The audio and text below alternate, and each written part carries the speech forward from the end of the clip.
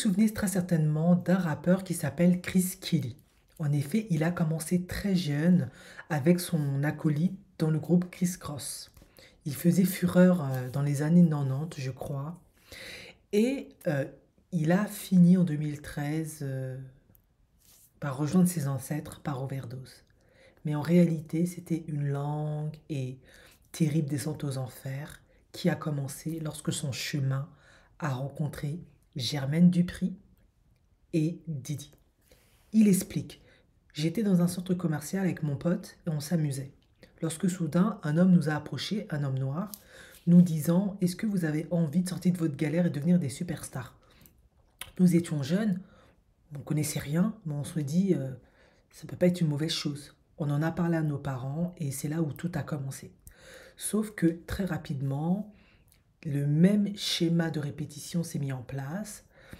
On vous promet un contrat, la notoriété, mais c'est toujours la même chose. Vous êtes dans une pièce, on vous donne quelque chose à siroter qui contient peut-être des choses ou pas, mais quoi qu'il en soit, on vous fait comprendre que le passage obligé est de passer par là, alors que c'est pas votre souhait, c'est pas votre envie.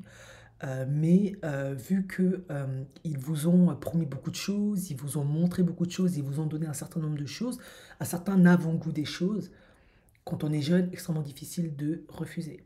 Et pendant des années et des années et des années, il explique que Jermaine Dupri et Didi l'ont raped pendant des années et des années. Et après tout ça, il souffrait tellement de ça, il avait tellement honte qu'il a commencé à consommer de la substance. Et jusqu'en 2013, il est parti. Et le plus terrible et dégoûtant dans tout ça, c'est que Jermaine Dupri a fait une sortie en disant qu'il était comme un fils, etc. Alors que Jermaine Dupri et Didi avaient littéralement raped lui. Bref. Apparemment, ils ont l'habitude, enfin, ils avaient, puisque maintenant Didi est sous les verrous, d'employer ce même mode opératoire avec des jeunes hommes souvent issus du ghetto noir, qui ont peu de perspectives et qui, bien évidemment, parce que ils sont issus de la communauté noire, auront tendance à plus faire confiance à des hommes noirs qu'à des hommes blancs. Et malheureusement, bah, ces hommes noirs-là profitent d'eux, de leur jeunesse, de leur naïveté, de leur manque de protection, tout simplement.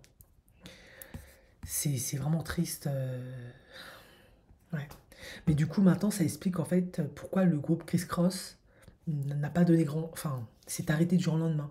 C'est parce qu'en fait, il y avait tout ça derrière.